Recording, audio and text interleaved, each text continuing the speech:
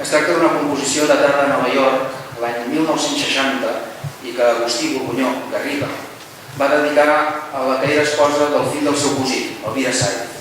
El matrimoni havia perdut de part un primer fill l'any 1956. Després, però, hi hauria descendència als anys 1958 i 1960. I va ser per les bones notícies d'aquest 1960 que Agustí Borgunyó, des dels Estats Units, va enviar una obra per a piano amb la dedicatòria a Elvira Saiz de Borgunyó, afectuosament.